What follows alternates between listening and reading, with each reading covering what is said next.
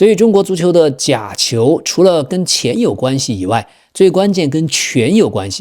在中國這樣金字塔般的政治體制結構當中，由上往下最滋生的是腐敗，腐敗還不光是金錢。在90年代、80年代以前，中國足球打的也是假球，很多時候就是領導打局招呼，或者相熟的人之間講關係，那麼裁判很容易就成了假哨，主教練很容易就指揮球員打假球。為了接受來皇馬執教的工作，克洛普堅持要求維尼修斯要立即離隊，原因在於克洛普認為維尼修斯的特點不符合他戰術體系所需的紀律性和團隊的高強度要求。那麼巴薩主帥弗里克在得知德羅要走之後，情緒明顯很低落。他向身邊的人士表示，這是自己人生中遭遇的最大一次失落。過去他已經將德羅視作自己在球隊未來規劃中的重要一環。提醒大家，明天周六北京時間晚上8點半，曼聯對曼城，老 K 陪大家一起直播看比賽。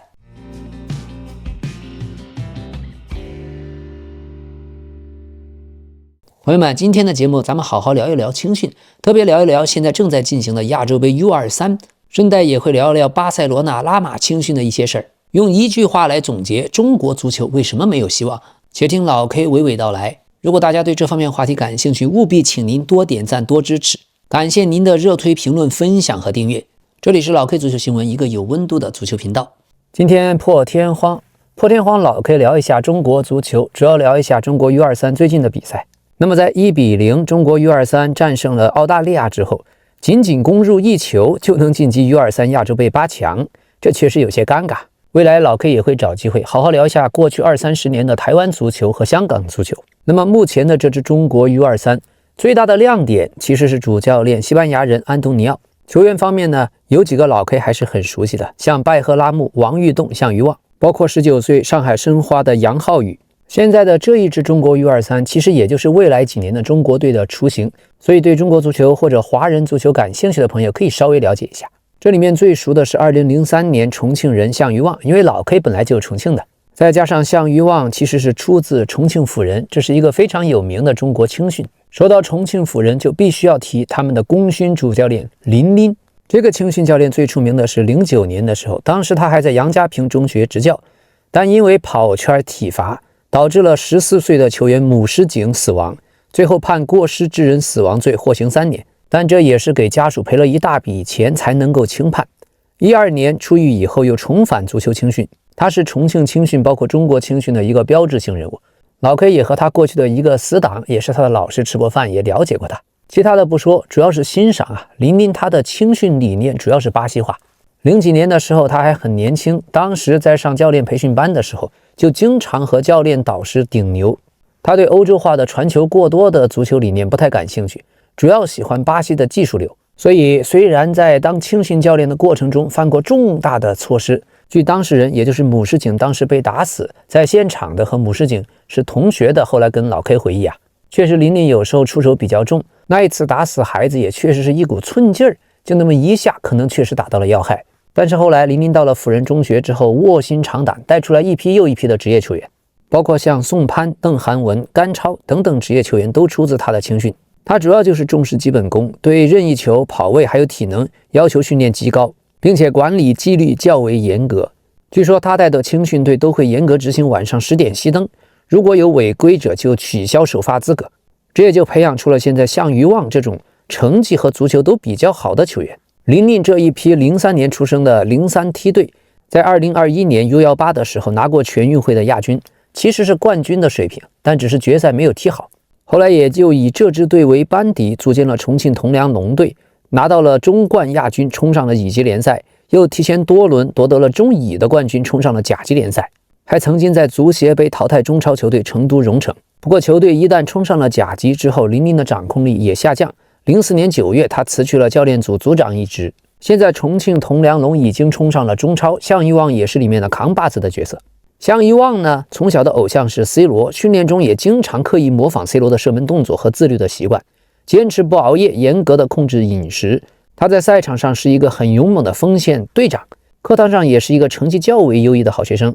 據說呀，他的作文常常被老師當作範文在年級傳閱。老 K 小時候作文也寫得好，踢球也踢得好，所以我總覺得作文寫得好的人邏輯思維能力比較強，對自己的人生思考較為成熟。那麼項羽望曾經入選過 U14、U15、U18、U21和 U22各級国青队，在打中冠的时候拿到了亚军，并且個人也獲得了最佳新秀、最佳運動員的銀球，還有最佳射手的銅靴。23年踢中乙的時候，22場進了9個球、7個助攻，率領球隊奪得冠軍，5次獲得月度最佳青年球員，也當選了賽季最佳青年球員，還入選了最佳陣容。以19歲的年齡成為了重慶職業足球最年輕的隊長。24年踢中甲也多次獲最佳青年球員，賽季是18個進球，並列射手榜第3，而且是本土射手王。所以這個孩子也比較顯眼。更顯眼的是王玉棟和拜赫拉木。王玉棟要小3歲，但是卻是 U23 國奧隊的核心球員，年齡最小，卻身披10號。他7歲的時候就開始踢球，早年是在深圳接受青訓，後來回到家鄉，加入了浙江鴕鳥足球俱樂部。鴕鳥是浙江很大的一個青訓，其規模在國內也算是最大之一了。後來又加入了著名的浙江綠城青訓體系。浙江綠城一直多年來是走日本青訓的道路。他在24年獲得中國金童獎，25賽季在中超單賽季打進11球，爆發，斬獲了中超本土射手王。這也是近10幾年來首位有20歲以下在單賽季中超進球可以上雙的球員，所以身價也大幅飆升，承載了很多球迷的希望。25年6月，他在國家隊世界杯預選賽18強对陣巴林的時候罰進制勝點球，既終結了國足連續4場零進球的尷尬，也成為國足史上世界杯預選賽最年輕的進球者。他的特點主要是左右腳較為均衡，爆發力也很強，速度快，帶球能力相對來說比較好，門前嗅覺也比較敏銳，既有邊路突破的能力，也有中路搶點的能力。當時在王玉棟只有7歲的時候，他的父親王蒙毅據說聯合了其他的幾位球員家長，每人出資數10萬元建了球場，還成立了鐵牛足球俱樂部。在那3年裡，王玉棟所在隊伍拿下了深圳同年齡段約 90% 的賽事冠軍。10歲的時候還去意大利參加了國際米蘭杯，獲得第3名。為了他踢球，父親王蒙毅最終放棄了深圳的生意，帶着他輾轉上海，最終決定回到家鄉浙江發展。因為國內足球最大的毒瘤是全運會，這也是為了避免在外地注冊影響王玉棟代表浙江參賽的資格。全運會的事情，包括全運會帶來了中國國內球員從小踢球在哪兒注冊的問題，是一個老大難問題，也是影響中國足球發展的毒瘤之一。有興趣的朋友可以點讚留言，老 K 有機會再好好講一講。而第3位不得不提的是拜赫拉木，他是03年出生，因為是新疆球員，所以新疆球員的年齡都要打一個問號。這並不是老 K 針對拜赫拉木，而是過去中國青訓的歷史當中改年齡的事情太常見，尤其是新疆，所以過去導致國內許多青訓球隊都有大量的新疆球員，但是到了成年國家隊，新疆球員卻非常少。這個因素老 K 只是大概提一下，大家知道就好，並不是對拜赫拉木有什麼懷疑。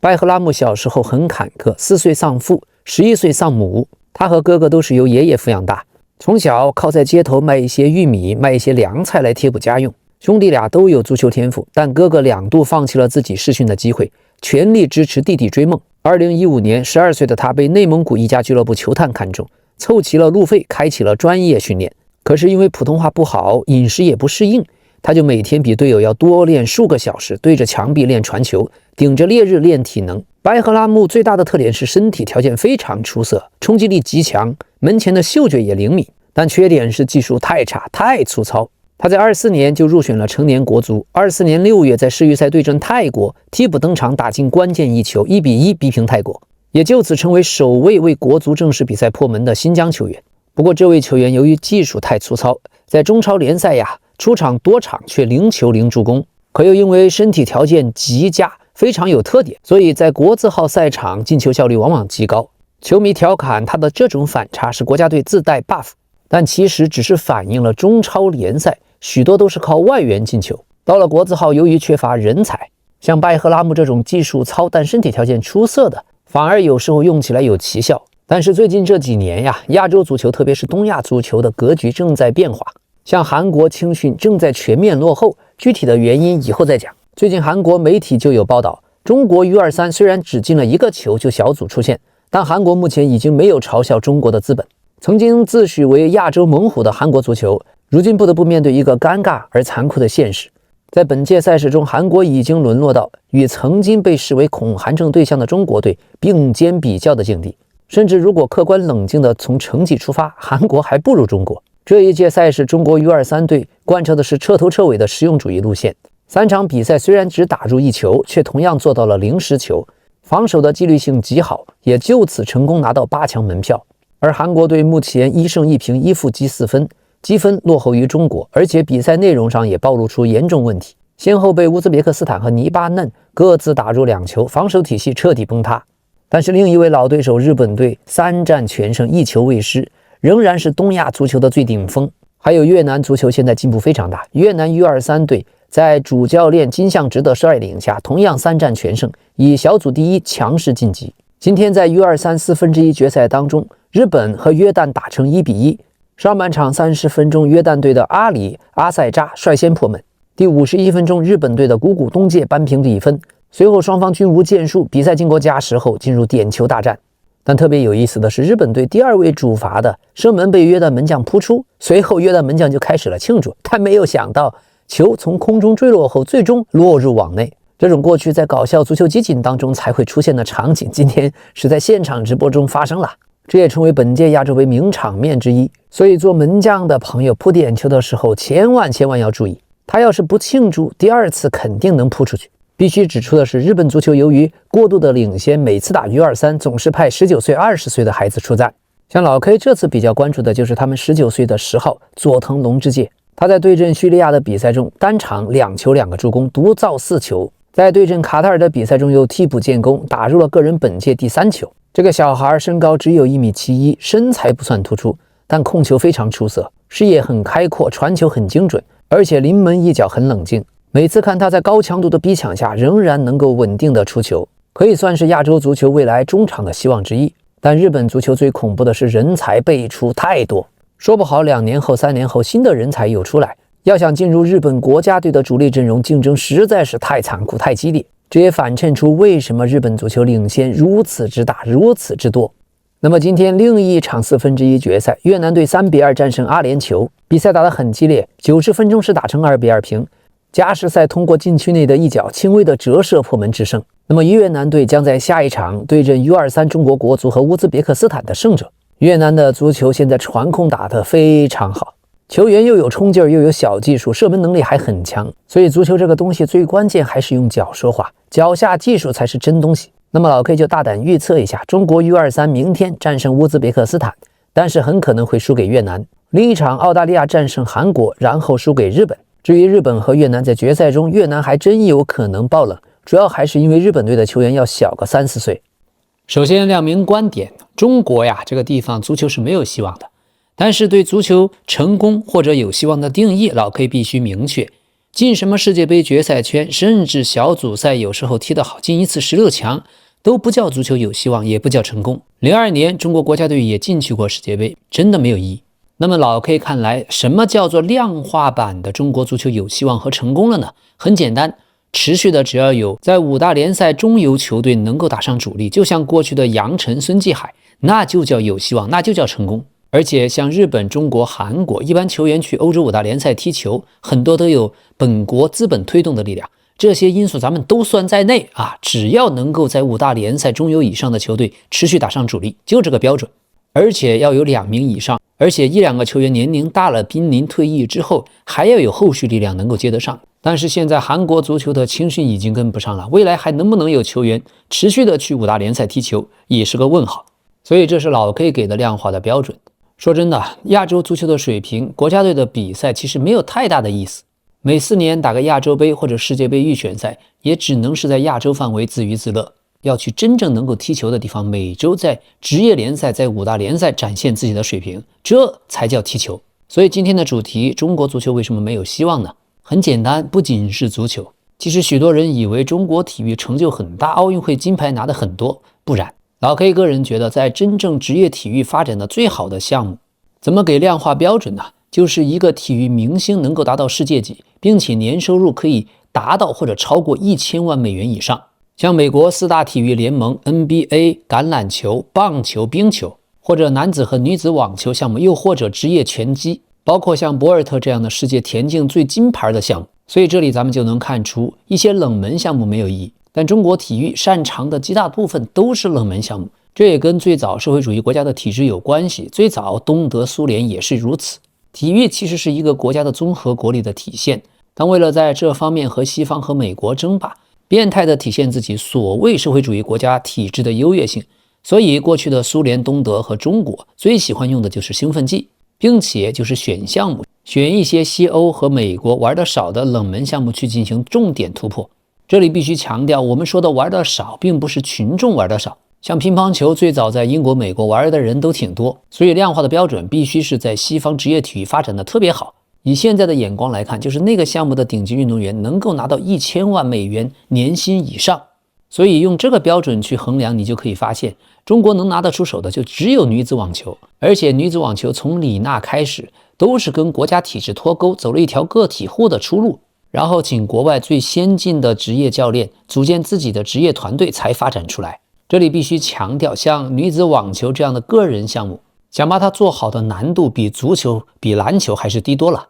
中國過去曾經有過姚明，所以那一段時間包括王治郅、姚明，包括巴特爾，中國籃球還是有希望的。可問題就在於老 K 給的第一個標準難以為繼，中國籃球難以為繼，難以持續的有中國籃球運動員去 NBA 中游球隊以上打主力，甚至只有一個姚明。而籃球方面，其實現在日本還蠻有希望，不過也只是有希望而已，能夠在 NBA 中游球队打上主力的日本球員還是少。但是再看看棒球中的日本球員，這個標準就完全滿足。所以中國足球沒有希望，短期內甚至10年、20年、50年、100年可能都沒有希望。主要就是社會體制、政治體制不改革的話，沒有希望。而日本足球、籃球、棒球，包括其他的運動項目都很有希望，也正是日本綜合國力的體現，是日本政治制度、社會制度優越性的體現。那麼這裡老 K 就具體講一講中國足球的問題出在哪裡。首先是青訓的問題。實話講，09年出生以後的中國孩子踢球希望是大增，比以前過去要好多了。這主要得益於互聯網的發展，尤其是視頻在互聯網上和手機互聯網的發展。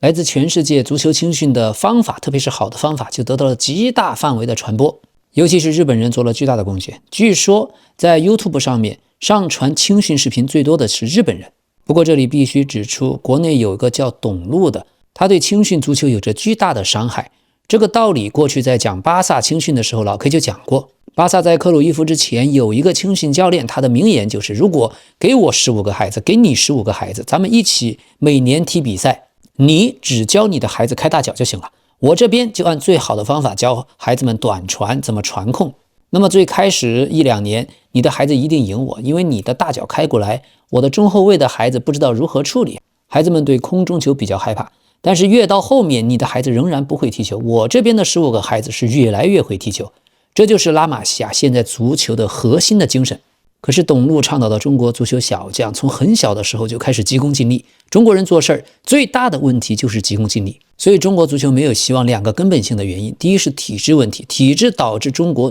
從中超往下沒有任何比賽是可以鬥硬的。所謂鬥硬就是打真比賽，不打假球。舉個最典型的例子，過去天津泰達每年前面的10幾輪都是全輸。可是當天津市委書記召集各部門開會說一句天津泰達必須保級，從此以後天津泰達就開始全勝。什麼原因呢？很簡單，天津市委書記的級別比中國足協主席甚至中國體育總局的老大的級別都要高多了。所以中國足球的假球除了跟錢有關係以外，最關鍵跟權有關係。在中國這樣金字塔般的政治體制結構當中，由上往下最滋生的是腐敗，腐敗還不光是金錢。在90年代、80年代以前，中國足球打的也是假球，很多時候就是領導打局招呼，或者相熟的人之間講關係，那麼裁判很容易就成了假哨，主教練很容易就指揮球員打假球。那麼為什麼籃球稍微好一點呢？因為籃球需要你長得個子高嘛，在亞洲特別是東亞，主要還是中國人多，所以高個子球員比較多。像日本、韓國的高个子球员本身就很少，但其實只要比較中國和世界上最先進的美國籃球的水平縱向的去比較，你發現這個差距從來就沒有縮小過，只是由於歐洲籃球、澳洲籃球、日本籃球、韓國籃球的水平比美國也差得遠，所以中國籃球隊過去打日本、韓國、澳洲、歐洲，偶爾還能有一場勝利。但足球不一樣，足球是幾乎所有的國家都非常的重視，足球強國特別多，所以真正的一流足球強國，中國隊是永遠打不過的。即使足球是圓的，經常有以弱勝強，歐洲杯還有丹麥童話、希臘神話，但是屬於中國足球的神話一次都沒有過，實在是實力相差的太大。這道理就跟馬來西亞、印度足球隊很難戰勝巴西、德國隊是一樣的。所以咱們說回來，真正日本足球那樣的，真正體現一個國家綜合國力，那才是日本強則日本足球強。而韓國其實現在就有些問題，已經出了問題。但中國在09年出生以後的孩子已經有了很大的希望，然而並不夠。那麼作為華人踢球怎麼才能進步呢？老 K 給個思路，也就是日本足球的思路，3個字：巴西化。像今天講重慶輔仁那個青训教練林林，他的腦子裡面也是3個字：巴西化。比如說像現在南美厄瓜多爾足球崛起了，但你說厄瓜多爾的政治體制有多麼的廉潔，未必；你說厄瓜多爾聯賽有多麼的先進，也未必。所以最頂級的足球不一定搞得好，但是青训階段還是有希望搞好的。就應該像过去中國把健力宝足球队送到巴西去一樣，真正整個思路全部巴西化。但其實健力寶队當年在巴西也没有真正的像巴西青训那樣去搞，他們當時只是圈養在一個籠子裡，自己每天訓練，偶爾和周邊的俱樂部打一打友誼賽，僅此而已。但因為腦子裡面主教練朱廣祜存了3個字巴西化，所以中國有了當年的4小天鵝。那也是華人足球最有希望的幾年，張孝瑞、李鐵、李金羽、隋東亮。那麼後來20年的中國足球曾經有過吳磊，吳磊是12歲的時候就從南京鼓樓小學參加正規的青訓，然後從小特別矮，但是技術特別好，後來被崇明島的徐根寶看上。但是在當時中國的體制，即使有前中國队队長、前中國国家队主教練徐根宝力荐，可是每一届国青队卻從來不選吳磊，3個字：功利化。總認為吳磊看上去太矮太瘦小，所以國青队主教練通通不要他。這也是為什麼許多人說中國即使出了馬拉多納和梅西，但因為個子小都沒有機會進國家隊。其實在走技術化的這個方向當中，當時中國的廣東足球像古廣明、矮腳虎趙達玉還是有希望的，也包括榮志航、後來的彭偉國、彭偉軍等等。中國足球的歷史當中，但凡堅持走技術這條路，還是有過一些成果，包括北京國安的楊晨和邵佳一。但是就跟拉瑪西亞一樣，這需要一個基數。拉瑪西亞每年也有幾十個孩子，但真正最後成功成為職業球員、成為頂級職業球員的也很少。所以搞青訓、搞足球，切記不要功利化，然後腦子裡一定要有技術這2個字，從小到大一定要以技術為最優先原則，千萬不要以贏球為目的。甚至孫興慜的老爸在16歲以前不讓孫興慜打正式的比賽，16歲以前不讓孫興慜練射門。如果華人足球、中國足球的每一位教練和家長真正以孫興慜老爸對自己兒子的那種負責任的態度，不要急功近利，不要殺雞取卵，不要太看重小時候贏多少球、贏多少比賽，而是為了他18歲以後踢球，扎扎實實的落腳在3個字技術化方面，扎扎實實的落腳在3個字巴西化，以技術為核心目的。只有這樣做，一個國家的青训和足球才真正有希望。最新的代表就是越南足球，现在越南 U23 隊打得真的特別好，一群前場小球員全部都像拜仁的路易斯·迪亞斯一樣，特別有衝擊力，特別有技術。所以這才有了今天咱們這期節目，好好的講一講青訓。老 K 情之所至，興之所發，洋洋灑灑說了這麼多。那麼老 K 如果看大家感興趣，以後還會講講這方面的事。今天關於皇馬有小道消息啊，因為是小道消息，所以可信度不太高。不過咱們兼聽則明，也稍微關注一下。據說啊，皇馬心儀的下一任主帥人選克洛普已經為執教伯納烏開出了一個關鍵的前提條件。為了接受來皇馬執教的工作，克洛普堅持要求維尼修斯要立即離隊。原因在於克洛普認為維尼修斯的特點不符合他戰術體系所需的紀律性和團隊的高強度要求。再次強調啊，這是一份小報不太靠譜的傳聞。不過據說這個立場讓皇馬陷入了前所未有的兩難境地，也讓皇馬高層引發震動。因為過去維尼修斯不僅是皇馬的絕對核心和近年來成功的象徵，更是皇馬球隊計劃的基石。所以到底在維尼修斯和克洛普之間如何做出選擇，對皇馬來說將是一個決定性的時刻。這個要求也直接挑戰了老佛爺的長期立場，老佛爺一直對維尼修斯給予堅定支持。所以現在皇馬的未來方向將取決於阿韋羅亞的過渡期結束後誰將當主教練。而克洛普提出的條件也為今年夏天皇馬埋下了一個巨大的懸念。不過以老 K 個人觀點，此消息可信度不足1%。另外啊，今天據塞爾電台最新報道，皇馬認為在哈維·阿隆索離開以後，他們可以在1月份重啟維尼修斯的續約談判。這才是真正靠譜的渠道的新聞。那麼此前皇馬認為在賽季結束前不會和維尼修斯簽署新合同，現在卻變得樂觀了，因為阿隆索走了，這就變得更加容易。阿韋羅亞肯定會給維尼修斯主角的角色。那麼預計維尼修斯將和皇馬在賽季結束的時候簽署新合同。這樣看來，今年的6到8月，在下賽季開始之前，維尼修斯必須做出決定，要就續約，要麼就利用下窗，皇馬就把你賣掉。總之，老佛爺自己作為吸星大法的創始人，是不會讓你白白離開的。另外，據 ESPN 的消息，現在維尼修斯確實和皇馬的續約形勢出現了轉機，不過在薪資和獎金結構上仍然存在分歧。一位知情人士說，如果阿隆索繼續執教，那維尼修斯續約的可能性此前被認為幾乎不存在。這句話說的太對了。老 K 個人覺得，為什麼讓阿隆索下課，為什麼讓阿維羅亞接任，主要就是為了和小熊續約。現在阿維羅亞上任以後，對維尼修斯的評價很積極，也肯定了他在国王杯客場对陣阿爾瓦塞特的比賽中主動出戰的態度。當時皇馬有多名主力球員獲得輪休，可是現在維尼修斯方面的薪資的預期和皇馬能夠接受的報價之間還是有明顯的差距。2025年5月，皇馬開出了一份稅後年薪2000萬歐元的報價，可是維尼修斯要求在合同中額外加注1000萬歐元的獎金條款。現在維尼修斯團隊也意識到，皇馬在薪資支出方面已經接近自己的上限，很難在稅後年薪2000萬歐元的基礎上再繼續提升報價。不過維尼修斯的團隊也認為，皇馬在獎金結構上就存在調整的空間，類似此前為了促成姆巴佩從 PSG 大巴黎加盟所採用的方式。不過大家都認為，過去阿隆索在續約談判中逐漸成為了負面因素，主要就是他的執教的決策。最關鍵的就是世俱杯半決賽在對陣大巴黎的时候，將維尼修斯放在替補席，直到阿諾德賽前受傷，才臨時改變決定讓維尼修斯出場。而且在阿隆索執教期間，維尼修斯一共出戰了33場比賽，卻只有9場踢滿全場，其中還有4次是打替補。那麼在阿隆索被解職以後，維尼修斯也是少數沒有在社交媒體發布告別信息的球員之一，所以这種矛盾幾乎是公開化。還有一點很不利，本賽季維尼修斯的狀態起伏很大，在為皇馬出戰期間僅有6粒進球7次助攻。那麼皇馬的選帥工作也有一些餘波，其中就波及到了齊達內。由於齊達內是皇馬心儀的對象之一，而法國隊在世界杯後德尚將離職，一直內部早已定的就是齊達內將接手法國隊，但法國足協也擔心出現變化，夜長夢多呀，所以已經正式啟動了任命齊達內為法國國家隊主帥的程序。現在關於組建齊達內的幕後團隊的工作也已經在進行中，所以哈維·阿隆索的離職也在間接上起到了助攻齊達內的作用。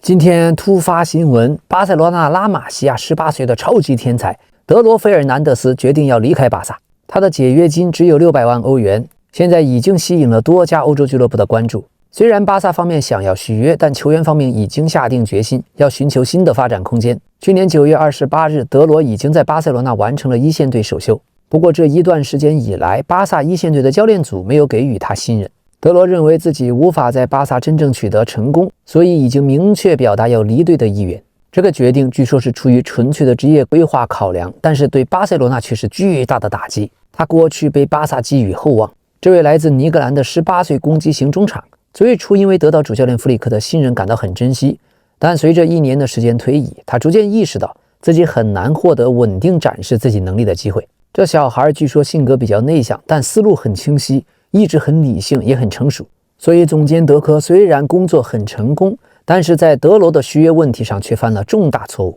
對他續約的提議來得太晚，沒有讓德羅確信自己繼續留隊對自己的未來最有利。要知道上賽季德羅也收到了多份報價，但他依然選擇留隊，希望繼續身披巴薩戰袍。在季前賽階段，球隊的中場已經被認為人員過剩，可後來加維受傷，佩德里也一度缺陣。但德羅發現沒有自己的機會，自己不是真正的輪換選擇，所以他自認為具有很高的水平，卻感到了挫敗。要知道，強烈的自我要求一直是他性格中的重要一面，他對自身表現是極為苛刻的，經常在賽後进行嚴格反思。現在更衣室內部已經有傳聞，他可能會加盟巴黎聖日耳曼。不過球員身邊的消息人士仍然堅決否認，說目前還沒有收到巴黎聖日耳曼的正式報價，未來去向仍沒有確定。此外，還有英超和德國的俱樂部都對他非常感興趣，其中曼城的關注最引人注目。但是考慮到大巴黎的財力，還有大巴黎對巴薩青訓球員的熟悉程度，目前看來最有可能還是去 PSG。那麼巴薩主帥弗里克在得知德羅要走之後，情緒明顯很低落。他向身邊的人士表示，這是自己人生中遭遇的最大一次失落。過去他已經將德羅視作自己在球隊未來規劃中的重要一環。那麼目前在確認德羅要離隊已成定局後，弗里克決定不再安排他參加一線隊訓練，也是考慮避免潛在的傷病風險。同時也認為球員當前已難以全身心投入巴薩一線隊的日常工作。無論如何，拉瑪西亞的一顆最大的潛力新星就此要流失掉了，這也是沒有辦法的事情。弗里克過去為了德羅放棄了比爾西利，但是沒辦法呀，跟亞馬爾踢一個位置的青訓球員，未來10年、15年內最多只能打替補。亞馬爾現在才18歲，誰能搶他的位置？德羅這個小球員，過去老 K 在節目裡也介紹過，他的父親叫佩德羅，家人為了區分就給他取了德羅這個昵稱。他的母親有菲律賓血統，所以也算咱們亞洲人。他既擁有代表西班牙，也擁有代表菲律賓國家隊參賽的資格。過去這2年，他的跳級速度非常快，在拉瑪西亞今年的青訓球員中很罕見。從 U16B 到一線隊，僅僅用了短短的幾年。而他能打的位置比較多，可以打攻擊型中場，也能胜任邊鋒、內切中場或者為9號，戰術適配性很強。由於母親的菲律賓血統，德羅在菲律賓擁有大量的支持者。有許多球迷期待他未來能夠代表菲律賓國家隊出戰。他最大的優點就是在對方高強度的逼搶下，